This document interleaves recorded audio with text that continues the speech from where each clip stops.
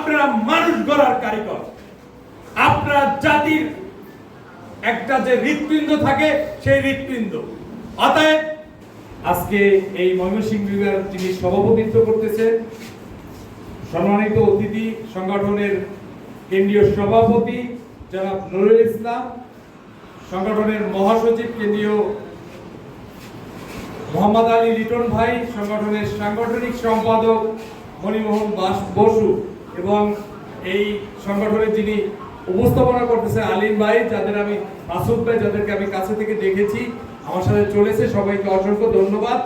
সামনে উপদিষ্ট আমার যারা প্রাণপ্রিয় শিক্ষক এবং শিক্ষিকা বিন্দু আছেন, সবাইকে আমার তরফ থেকে আন্তরিকভাবে কৃতজ্ঞতা যে এত ধৈর্য আপনাদের মাঝে।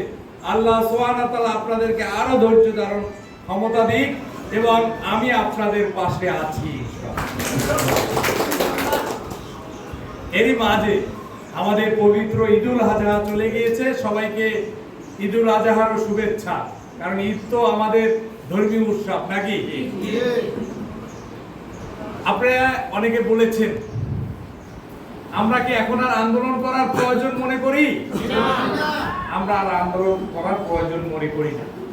আর এই সরকার আমাদের, এই সরকার আমরা, আর এই আন্দোলন নিয়ে আইওয়াস করে কারো সাথে কোনো ধরনের কোনো কিছু করার দরকার নেই। আমি আপনাদের সাথে সংযুক্ত হয়েছি। আমি চেষ্টা করব, আল্লাহ যদি রহমত করে, এই যে 13 বছর আপনাদের নিয়ে যে ছেলে খেলা খেলেছে, যেরকম এই কোমলমতি শিশুদেরকে আপনারা পড়ান, সেভাবে আপনাদেরকে নিয়ে ছিনিমিনি খেলা হয়েছে, সেটার প্রতিবন্ধকতা অবশ্যই এটাকে ভেঙে তছনছ করে দেব। যারা প্রিয় শিক্ষক এবং শিক্ষিকাবৃন্দ, যারা নেতৃত্ব দিয়েছেন, প্লিজ আপনারা হতাশ হবেন না। আজকে অনেকে চোখের পানি পড়েছে। আপনারা মানুষ গড়ার কারিগর। আপনার জাতির একটা যে হৃৎপিণ্ড থাকে সেই হৃৎপিণ্ড। অতএব আপনাদেরকে এই একটা শিশু, তিনি এখানে দাঁড়িয়ে বলে গিয়েছে আমরা একটা বিস্কুট পাই না, আমরা কাদামাটিতে স্কুল যাই। আমার বাড়ি পিরোজপুরে, প্রত্যয়ন গ্রাম অঞ্চলে। আমার বাবাও এক সময় একজন ইউপি সদস্য ছিল। আমি সেই স্কুলে লেখাপড়া করেছি, স্কুলে আবাসিক ভবনে থেকেছি। আমার বাবা আমাকে কাদা পাড়াতে দেয়নি এবং যে সেইখানে পড়েছি। আমি আসমান থেকে পড়িনি, আমি এই কাদা মাটিতে বড় হয়েছি। এ দেশ আমার, এ দেশের মানুষ আমার, সেই দেশের শিক্ষকরা অবহেলিত হবে সেটা মেনে নেওয়া যাবে পরিষ্কার। এখানে অনেকে অনেক কথা বলেছেন। 13 বছর আপনাদের নিয়ে যে খেলা খেলেছে, এখন আমাদের মহাসচিব লিটন সাহেব তিনি বলেছে সংগঠন শুধু জাতীয়তাবাদী না। আমি বিশ্বাস করি জাতীয়তাবাদী না, সংগঠনই তো ছিল বিগত দিনে একটা, যেটা ফ্যাসিস্ট আমলে যেটার ভিতরে চেপে বসেছিল, একটা ভোট অধিকার থেকে আপনাদেরকে বঞ্চিত করে রাখা হয়েছিল। রাষ্ট্রের মালিক আপনারা একটা ভোট পর্যন্ত দিতে পারেন নাই। সেই আমলে যাদের নিবন্ধন হয়েছে, অনেকের কোনো কাগজ পর্যায়ে ঠিক নাই, অনেকের স্কুল ভালো ছিল না, সেটাকে নিবন্ধন দেওয়া হয়েছে।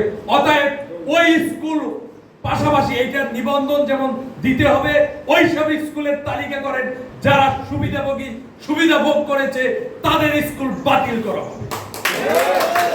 পরিষ্কার কথা।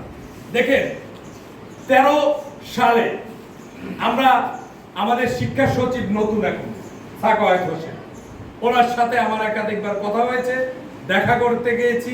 উনি একবার মিটিংয়ে ছিল, তারপর বের হয়ে আসছে, আবার দেখা হয়েছে। আপনাদের যারা নেতৃত্ব দিয়েছে, সভাপতি, সেক্রেটারি সহ এই নেত্রকোনার সন্তান মাসুদ সাহেব সহ আমরা সেখানে গিয়েছি। এবং যাওয়ার পরে তিনি কি বলেছে জানেন? এসব সম্বন্ধে কিছু জানে না।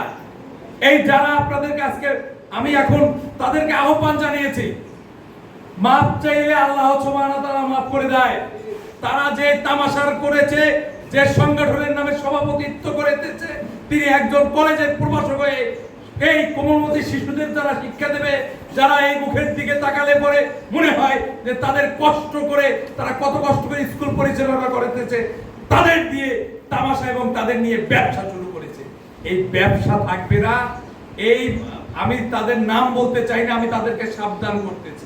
তারা বিভিন্ন সময় ফেসবুকে লেখালেখি করে এবং ফেসবুকের মাধ্যমে জানান দেয়, শিক্ষকদের মনের কষ্টটাকে আরো উৎফুল্ল করে জাগ্রত করে, আবার বলে এই হবে সেই হবে, আসলে কিছুই হবে না। তারা এ ধরনের জায়গায় পৌঁছাতে পারেনি। তারা ইতিমধ্যে কিছুদিন আগে 700 স্কুলের তালিকা ভুয়া ভুইভোর যাদের ইচ্ছা মতো সেগুলো দিয়ে আসছিল, সেগুলো আমরা ওখানে প্রতিহত করে এসেছি। আমি সবাইকে নিয়ে আমি চেষ্টা করেছি, এটা আপনাদের কাছে জানালাম। এই সব যারা আপনাদেরকে এই সোশ্যাল মিডিয়ার মাধ্যমে আমি জানিয়ে দিতে চাই, আমি কত জনের প্রতিহিংসা চাই না। আমার উপরে যে নির্যাতন নিপীড়ন হয়েছে, আমি চাই না আমার বাংলাদেশি সে যেই হোক তার উপরে নির্যাতন নিপীড়িত হয়। কিন্তু ধৈর্যেরও একটা সীমা আছে। ধৈর্যের যদি শেষ প্রান্তে যাই, 17 বছর নির্যাতন, আমার এই বয়সে আমি আমার শিশু সন্তান, আমার 3 বছরে আমার আদিহা, আমার ছোট একটা মেয়ে আছে, ওই কারেন্টের লাইন পর্যন্ত কেটে দেওয়া হয়েছিল আমার বাসায়।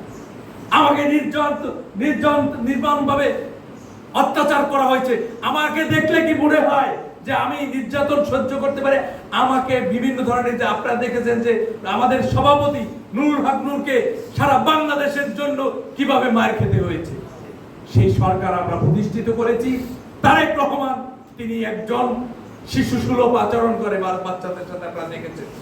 এবং আমি তার প্রেস সচিবের সাথে কথা বলেছি, তার সাথে আমাদের যুগপৎ আন্দোলন করেছি একসাথে, আমরা একসাথে বিএনপির সাথে সংগ্রাম করেছি।